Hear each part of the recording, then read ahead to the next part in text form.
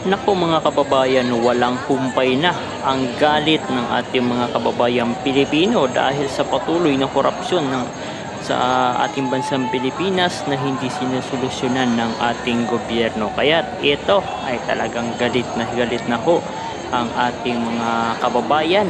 Ay grabe ho. Tingnan nyo naman yung dami ng kapulisan at dami ng mga kababayan ho natin.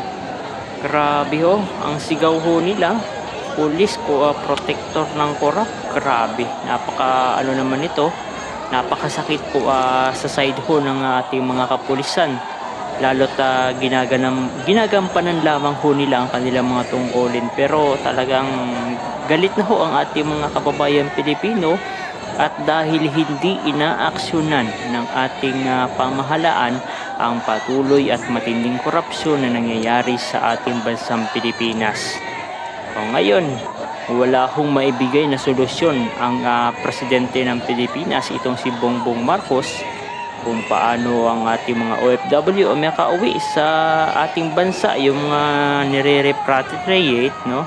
Pero balita ko ngayong araw, may mga dumating mga kababayan, no? Kung kailan talagang linggo na ang lumipas bago umaksyon ang ating presidente.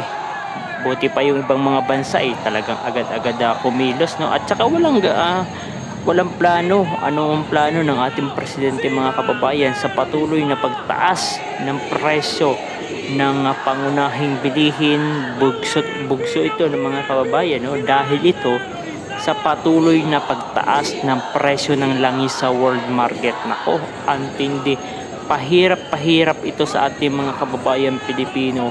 Grabe mga kababayan, ang tinding krisis na ito na hirap at hindi alam ni Pangulong Marcos o ni Bongbong Marcos kung ano ang gagawin niya para ma-resolve ito. Ay grabe. Tapos meron pang update mga kababayan, merong sekretary ng gabinete ni Bongbong Marcos na nag-resign. Pagkatapos mag-resign mga kababayan, ibinalik din sa pwesto. Grabe naman kabayan, ang tindi ho nila. Siguro merong something kabayan, no? Ano ang masasabi nyo? Ay grabe, ang tindi ho, ang dami ho nito, no? Galit na ho sila sa ating administrasyong Bongbong Marcos dahil nga hindi masolusyonan mga kababayan ang patuloy na korupsyon na nangyayari sa ating bansang Pilipinas.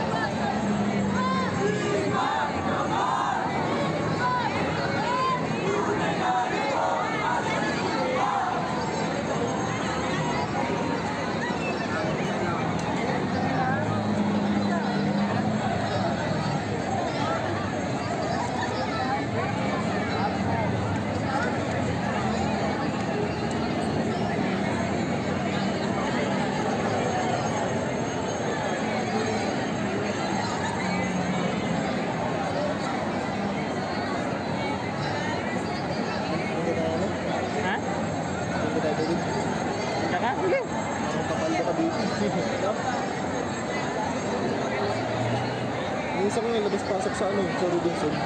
Ha? Nagtitinda ng tubig, labas-pasok sa Robinson. Pag naubos, bilhin na naman siya sa Robinson. Doble pa naman nun.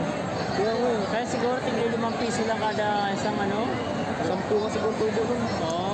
hindi malaki. Yung tag 7, parang malaki. Kaya katulad yan,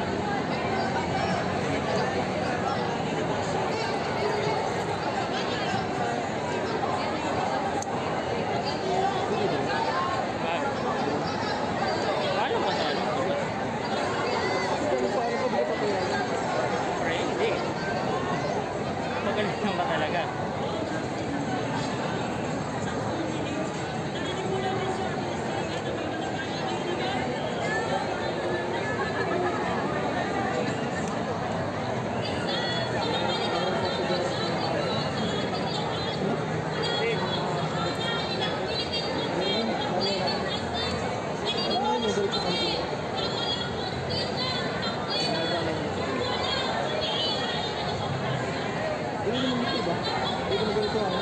Hindi naman sa Manila to. Ganun. Oh, pwede yan. Balak dapat. Pagdating mo sa Manila, tanggalin mo. Bawal. Sulog-sulog naman. Eh, wala nang araw. Ngayon ka pa magkano na wala nang araw?